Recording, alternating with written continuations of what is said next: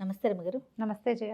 రమ్మగారు, ప్రతిరోజు దేవుడికి నైవేద్యమో ప్రసాదమో పెడుతూ ఉంటాం కదండి. దేవుడికి పెట్టిన ఆ ప్రసాదంలో ఏదో శక్తి ఉంటుంది రమ్మగారు. రుచే మారిపోతుంది. దేవాలయాల్లో చేసింది అయితే అసలు చెప్పనక్కర్లేదు. దేవాలయాల్లో ఉండే పులిహోర మనం ఇంట్లో ఎంత శ్రద్ధగా చేసినా ఆ రుచే రాదనమాట. ఏమి శక్తి వస్తుందండి ఆ ప్రసాదానికి? దైవత్వం. అంతే కదా. రెగ్యులర్గా మనం చేసుకునే దానికి పూర్తి తేడా అనిపించేస్తుంది. తర్వాత ప్రసాదం పెడతాం కదా, పెట్టి కొంచెం సేపు అక్కడ ఎవరు ఉండకూడదు, బయటకు వచ్చేసేయండి, దేవుడి రూమ్లో ఉండొద్దు అని చెప్తారు. అంటే స్వామి ఆ ప్రసాదాన్ని తింటారా, చూస్తారా, ఏం జరుగుతుంది? గుళ్ళో ప్రసాదం అంటే గుడిలో ఒక ప్రత్యేకమైన వాతావరణం ఉంటుంది. మన ఇంట్లో లాగా ఉండదు కదా. అవును కదా. ఒక ప్రత్యేకమైన స్తోత్రాలు, శ్లోకాలు, మంత్రాలు, హారతులు, తులసిమాలలు, పుష్పమాలలు, తర్వాత ఒక ప్రత్యేకమైన చాంటింగ్. మనం ఏ ఇంట్లో ఏం చదివినా గుళ్ళో చదివినట్టుగా రాదు. అస్సలు గుళ్ళో చదివినట్టుగా ఉండదు. అక్కడ మోగే గంటలు, ఆ గుడి తాలూకు నిర్మాణం, దీనివల్ల అక్కడున్న ప్రసాదానికి దైవత్వం వచ్చేస్తుంది. పైగా గుళ్ళో ప్రసాదం ప్లేట్లో పెట్టుకుని తింటామా, మనం స్పూన్ వేసుకుని చేతిలో పెట్టుకుంటాం. అంతకుముందే మనం ఏం చేస్తాం, లోపలికి వెళ్ళి అంత ప్రదక్షిణాలు చేసి ఏదైనా శ్లోకమో స్తోత్రమో ఒక నామజపమో చేసుకుంటాం. పవిత్ర భావన అక్కడి నుంచి దర్శనం చేసుకుంటాం. మన కళ్ళు, మనసు, దృష్టి అంతా కూడా భగవంతుని ఒక తాదాత్మ్యత చెందుతాం ఆయనతోటి. ఒక అలౌకికమైన ఏమంటారంటే మన ఆధ్యాత్మిక భావనలోకి వెళ్తాం కదా. అప్పటిదాకా మన భావ సంచలనాలు, భావావేశాలు, భావోద్వేగాలు వేరు. దర్శనం చేసుకునేటప్పుడు మన మైండ్ సెట్ వేరేగా ఉంటుంది. తీర్థం తీసుకుంటాం, సెట్ హారతి తీసుకుంటాం, తర్వాత కదా ప్రసాదం, హారతి అద్దుకుంటాం, ఏదో దక్షిణ ఇస్తాం. ఆ ప్రసాదం తీసుకోగానే ఈ మొత్తం క్రియలతోటి మన మైండ్ సెట్ ఎట్లా మారిపోయింది?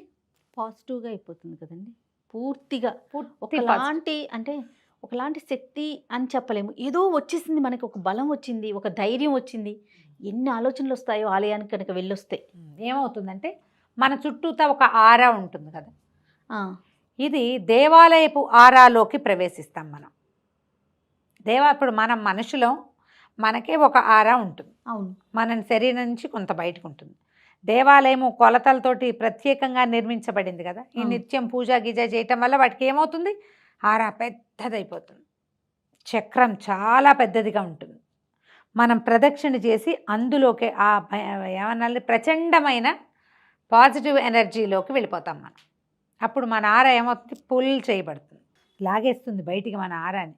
మన లోపల ఉన్నటువంటి దైవిక శక్తి ఒకటి ఉంది కదా మన లోపల, అది ఉండటం వల్లే కదా మనం నడుస్తూ తిరుగుతున్నాము. ఈ దైవిక శక్తి ప్రజ్వలం ఎక్కువ అవుతుంది అనమాట, బాగా మండుతుంది. ఒక జ్యోతిలాగా ఉంటాడు భగవంతుడు మన లోపల. ఈ మెయిన్ సోర్స్ దగ్గరికి వెళ్ళేసరికి మన ఇన్నర్ సోర్స్ ఏదైతే ఉందో అది మెరవడం మొదలు పెడుతుంది. దానివల్ల మనకి గాల్లో తేలుతున్నట్టు, చాలా లైట్గా అయిపోయినట్టు, ప్రశాంతత వచ్చినట్టు, తేలిక పడినట్టు, మనశ్శాంతిగా ఉన్నట్టు, పీస్ఫుల్గా ఉన్నట్టు, ఈ భావాలన్నీ కూడా కలుగుతాయి. ఏదైనా సమస్య ఉన్నా కూడా ఏమనిపిస్తుంది అంటే రమ్మగారు, ఓకే నేను గుడికి వచ్చాను కదా, అంతా ఆయనే చూసుకుంటాడు అని ఒక ధైర్యం వస్తుంది. ఏదో నామజపం చేసుకుంటాము. మనం నామజపం ఇంట్లో చేసుకునే దానికి దేవాలయంలో చేసిన దానికి తేడా ఉంది. గోశాలలో కూడా మీరు ఇదే పొందుతారు, ఇలాంటి భావన. తెలిసినా తెలియకపోయినా జయ, ఓకే బాగా తెలుసు అనుకో మనదని. ఇప్పుడు నేను చెప్తున్నానా, మీరు ఇదేంటి అని ఫీల్ అయ్యి తెలుసుకోవడానికి ప్రయత్నం చేస్తే ఇంకా ఎక్కువ వస్తుంది. ఏమీ తెలియకపోయినా లైట్ ఫీల్ వస్తుంది. దీపం దగ్గరికి వెళ్ళగానే వెలుగు మన కంటికి కనపడ్డట్టు, లోపల వెలుగుకి తెలిసిపోతుంది మనం ఇక్కడికి వెళ్ళాము అని. నీ బుద్ధికి తెలియదు, నువ్వు అజ్ఞానివి అయినా సరే నీ ప్రశాంతత వస్తుంది, బాగుంది అనిపిస్తుంది. దానికి ఒక పేరు పెట్టలేవు నువ్వు, దీనివల్లే నీకు తెలియదు కరెక్ట్ అండి, కానీ జరిగిపోతుంది.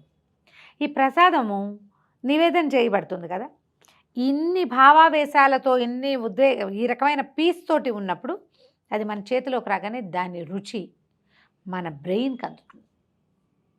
అందులో ఉప్పు తక్కువైందా, కారం ఎక్కువైందా, సరిపోలేదా, చింతపండు అలా అనిపించదు. ఒక తినక మళ్ళీ చేస్తారు. 99% పీపుల్ రెండోసారి ప్రసాదానికి చేయి చాచుతారు. లేదనుకో పక్క వాళ్ళు ఎవరైనా వదిలేస్తున్నారేమో చూసి మన వాళ్ళు అయితే వాళ్ళ దాంట్లో ఇచ్చి తీసుకుంటాను, నువ్వు తినపోతే నాకు ఇచ్చే. ఇది దేవాలయంలో పెట్టడం వల్ల ఇన్ని రకాల ఈక్వేషన్స్ కుదరటం వల్ల జరుగుతుంది. మనం ఇంట్లో కూడా పెట్టుకుంటాం. అయితే ఈ ప్రసాదం నివేదన పెట్టినప్పుడు నీకు ఎంతసేపు అదే డౌట్, ప్రసాదం దేవుడు తింటాడా అనేది చిన్న క్వశ్చన్, దాన్ని ఇంత పెద్ద చేసి అడుగుతున్నావు నువ్వు. ఎందుకంటే రమ్మగారు ఇంట్లో ఏదన్నా పండుగప్పుడు కానీ అలాంటప్పుడు ప్రసాదాలు పెట్టినప్పుడు మీరు ముందు బయటకు వచ్చేసేయండి, ముందు ఆ డోర్లు వేసేయండి అని అంటారు. అమ్మ ఎక్కువగా రెగ్యులర్గా వింటానమాట నేను. కాసేపు అక్కడే ఉంచాలి అని. అంటే ఇప్పుడు ఏ మంత్రము పెద్దగా మంత్రాలు తంత్రాలు చేయని వాళ్ళు ఏం చేస్తారు, ప్రసాదం నివేదన చేశాక కాసేపు వదిలిపెట్టి అప్పుడు తెచ్చుకోవాలనుకుంటారు. స్వామి యొక్క దృష్టి దాని మీద పడుతుందని. ఇప్పుడు మనం ఇంత ప్రసాదం పెట్టాం, అందులో నుంచి ఏం ఖర్చు అవ్వదు, ఒక్క మెతుకు కూడా తిండు. ఆయనకి ఎందుకు, అన్నీ ఇచ్చింది ఆయన అయితే ఆయనకి మన అన్నం కావాలి అక్కర్లా. కాకపోతే ఏం చేస్తాడంటే అందులో నుంచి సూక్ష్మాంశాన్ని భగవంతుడు తీసుకుంటాడు. మనం ఏ ప్రతిమా రూపాన్ని ఆరాధిస్తున్నామో ఆయన మన యొక్క శ్రద్ధని ఈ ప్రసాదం నుంచి తీసుకుంటాడు. ప్రసాదంగా పెట్టినవన్నీ బాగానే ఉంటాయి, నైవేద్యంగా పెట్టినవన్నీ బాగానే ఉంటాయి. ఇప్పుడు మంత్రము అది చదివే అలవాటు ఉన్న వాళ్ళు ఏం చేస్తారు, ముందు ప్రాణాహుతులు ఇస్తారు, 5 ఆహుతులు ఇచ్చి ఈ నివేదయామి అని చెప్పుకుంటారు, ప్రసాదం చూపిస్తారు. తర్వాత ఉత్తరాపోసనం అన్నం తిన్న తర్వాత చేయి కడుక్కోవటానికి నీళ్లు, హస్తౌ ప్రక్షాళయామి, పాదౌ ప్రక్షాళయామి, ముఖే పునరాచమనీయం సమర్పయామి, ముఖానికి మళ్ళీ ఆచమనం, ఇంకొకసారి నీళ్లు. ఇవన్నీ మంత్రాలు ఒకదాని వెనకాల ఒకటి జరుగుతాయి. మనం లేచి వెళ్ళిపోయి తలిపే ఎక్కర్లా. ఇవన్నీ అయిన తర్వాత ముఖమండపార్థం తాంబూలం సమర్పయామి అని తాంబూలాన్ని కూడా సమర్పిస్తాం. వినాయక చవితి అప్పుడు లేచెళ్ళాం, ఇవన్నీ చేస్తారు, అందరూ చేస్తారు. రెగ్యులర్గా పూజా విధానం షోడశోపచారాలు ప్రాక్టీస్ ఉన్న వాళ్ళు ఇది చేస్తారు. నివేదన చేసిన తర్వాత అప్పుడు హారతిస్తాం, నీరాజన విధి. దాని తర్వాత పునఃపూజ ఏదో చేసి, రోజువారీ చేసే పూజల్లో పునఃపూజలు చేయరు. నయం తాంబూలం సమర్పయామి అయిన తర్వాత అక్షతలు శిరస్సు మీద వేసుకోవటం, నమస్కారం చేస్తే ఈ క్రియ లోపల భగవంతుడు మనం పెట్టిన ప్రసాదాన్ని చూసేస్తాడు. ఆ తర్వాత మనం దాన్ని తెచ్చేసుకోవచ్చు. ఈ సూక్ష్మాంశంలో గ్రహించడం, స్థూలంగా ఉన్న ఆ పదార్థాన్ని మనకే వదిలిపెడతాడు, అందులో నుంచి సూక్ష్మాంశాన్ని గ్రహిస్తాడు. అందుకని నిత్యము నివేదన, 5 పంచోపచారాలు చేసినప్పుడు కూడా ధూపదీప నైవేద్యాలు, తాంబూలము హారతి, లేదా ధూపదీప నైవేద్యాలు నమస్కారము హారతి, ధూపం దీపంతో పాటు నైవేద్యం అని స్పష్టంగా పంచోపచారాల్లో చెప్పబడింది. నువ్వు ఇంత పటిక బెల్లం పెట్టు, అంత ఒట్టి బెల్లం ముక్క పెట్టు, కాస్త అంత పెసరపప్పు నానబెట్టి చెంచాడు నానబెట్టి నీళ్లు ఉంచేసి తడి పెసరపప్పు పెట్టు, దాని మీద బెల్లం ముక్క, కొబ్బరికాయ కొట్టు, అరటిపళ్ళు పెట్టు, దానిమ్మ పండు పెట్టు, ఏదైనా పెట్టు, అన్నం వండి అన్నం పెట్టు, ఈ చిప్స్ చిటి దొరుకుతాయి పటిక బెల్లం, పంచదార చిప్స్ అవైనా పెట్టు. ఆ లైన్ ఏంటంటే నీ యొక్క శ్రద్ధని సూచిస్తుంది. 5 ఉపచారాలు చేసి భగవంతుణ్ణి నేను నిన్ను ఆశ్రయించుకుని ఉన్నవాడిని అని చెప్పటం. నువ్వు ఇన్ని పటిక బెల్లం పలుకులు పెట్టినా పుచ్చుకుంటాడు, ఇంత గిన్నెడు పరమాన్నం చేసి పెట్టినా తీసుకుంటాడు. నిన్న పటిక బెల్లం పెట్టాడు, వాడు పాయసం పెడుతున్నాడు, వీడు దుప్పతగా అనుకోడు భగవంతుడు. నిన్నటి నీ శ్రద్ధని ఇవాల్టి నీ శ్రద్ధని కూడా గ్రహిస్తాడు. పటిక బెల్లం అయితే ఒక వరమే ఇస్తాడు, పరమాన్నం అయితే పెద్ద వరం ఇస్తాడు అనుకోవద్దు. లేదు, నైవేద్య విధి నువ్వు నిర్వర్తించావా లేదా, ఆ ప్రసాదాన్ని తీసుకోవటం, ప్రసాద స్వీకారం మానేయకూడదు పొరపాటును కూడా. ఏదో వెళ్తున్నావు వాళ్ళ ప్రసాదం అంటే పంచి పెడతారు, మాకు వద్దు అనకూడదు, ఖచ్చితంగా తీసుకోవాలి. అయితే ఒక చిట్టి కథ ఉంది చూడు, దీని కనెక్షన్. ప్రసాదం తింటాడా అని ఓ ప్రశ్నిస్తూ ఉంటారు. ఒక గురువుగారు సరే సమాధానం చెప్పరు, పిల్లలందరినీ చదువుకోమంటారు. చదువుకోమంటే చదువుకుంటారు. ఈ పిల్లాడు ఎవరైతే ప్రసాదాన్ని దేవుడు పెడతా తింటాడా అని అడిగిన పిల్లాడిని పాఠం అప్పచెప్పమన్నారు. వాడు పద్యం అప్పచెప్పాడు.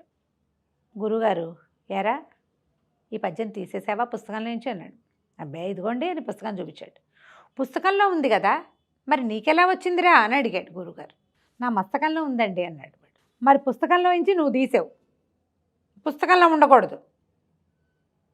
ప్రసాదం నివేదన చేసావు, ఇంత గిన్నెంతా అక్కడే ఉంది, నువ్వు ప్రసాదం పుచ్చుకున్నావు. మరి ఏది ఎట్లా, మరి పుస్తకంలోనే ఉండాలి కదా. అదే ఎందుకు లేదు, పుస్తకంలో ఉన్నది నువ్వు చదివి నీ మనసుకు స్వీకరిస్తే మనసులోకి తీసుకుంటావు. పుస్తకంలో విద్య పుస్తకంలోనే ఉంటుంది, నీ మస్తకంలో కూడా నువ్వు తీసుకోగలిగావు. ఎట్లా గ్రహించావు దాన్ని, నువ్వు తీయాలిగా అక్కడి నుంచి, బుద్ధితో గ్రహించావు. భగవంతుడు అంతే కంటితో తీసుకుంటాడు. ఆ కన్ను ఎలాగా నీ యొక్క శ్రద్ధ వల్ల భగవంతుడి కన్ను నీ యందు తెరుచుకుంటుంది. నిన్ను దేవుడు ఎప్పుడు చూస్తాడు? అందరినీ చూస్తాడు. ప్రపంచం అంతటిని ఆయనే సృజించాడు, అందరినీ చూస్తాడు. నువ్వు పిలిస్తే ఇంకా బాగా చూస్తాడు, నువ్వు తలుచుకుంటే ఇంకా బాగా చూస్తాడు. నువ్వు ఎందుకు తలుచుకున్నావో చూస్తాడు, లేదా నీ పని నువ్వు చేసుకుంటూ ఉంటావు, చూస్తూ ఉంటాడు నిమిత్త మాత్రుడుగా దేవుడు. నువ్వు దీపం పెట్టావు, అబ్బా వీడికి దీపం పెట్టాడు, వీడి శ్రద్ధాళువు.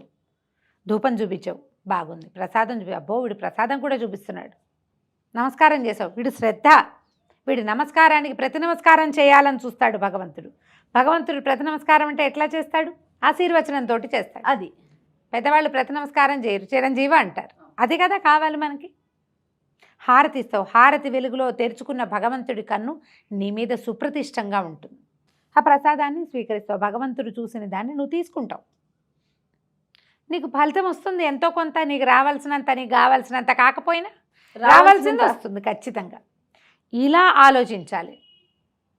ఈయన తింటలేదు, ఇప్పుడు తిరుమలలో 16 ప్రసాదాలు ఏవో నివేదనలు చేస్తారు, అప్పాలు, జిలేబీలు, రకరకాలు కదా. అవును. మరి అవన్నీ బయటకు వస్తాయి. అసలు అక్కడ చేసినట్టుగా లడ్డు భూప్రపంచం మీద ఎక్కడైనా వస్తుందమ్మా ఆ రుచి? ఆ లడ్డు ఇంకో చోట ఏ దేవాలయంలో కూడా రాదు. ఏ దేవాలయపు లడ్డు స్పెషల్ అక్కడే, అంతే. ఆ స్పెషాలిటీ ప్రత్యేకత అదే. స్థానంలో ఉంది, అది పరిసరాల్లో ఉంది. దాని ప్రభావం ఈ వస్తువు మీదకి, తయారు చేయబడిన వస్తువు మీదకి వెళ్తుంది, వస్తుంది ఎంతో కొంత. ఆ రావడమే మనం దైవత్వం మనని చేరిన భావన వస్తుంది. ఇది ఎంత దైవత్వం లేకపోతే జయ ప్రసాదం ఇస్తే ఇవాళ తలస్నానం చేయలేదని మానేస్తారు. డబ్బాలు పెట్టివ్వండి, రేపొద్దున తలస్నానం, ఇవాళ నాన్ వెజ్ తిన్నా, ముట్టుకున్నా, మైలబడ్డాను, తలస్నానం చేయలేదు. తిరుపతి ప్రసాదం తలస్నానం చేసుకుని తినాలనే జాతిలో ఉన్నాం మనం. అవును. ప్రసాదానికి అంత గౌరవం ఉంది. నిజానికి మనం తినే ప్రతి లడ్డు భగవత్ సన్నిధికి చేరిందో లేదో మనకు తెలియదు, కానీ సాన్నిధ్యం నుంచి వచ్చిందన్న నమ్మకం మంది. అవునండి కదా. ఖచ్చితంగా నమ్మకంతో ఉండండి. దేనికైనా ప్రధానమైంది నమ్మిక. భగవంతుని ఎదు నమ్మికుంటే ఆయన తింటాడా తిండా, చూస్తాడా చూడ్డా, ఈయన పెట్టాలా, ఈ ప్రశ్నలు రానే రావు అస్సలు. కానీ ఒక మంచి ఉదాహరణ చెప్పారు రమ్మగారు. ఎక్సలెంట్, చాలా బాగుంది. నమస్తే అండి. నమస్తే.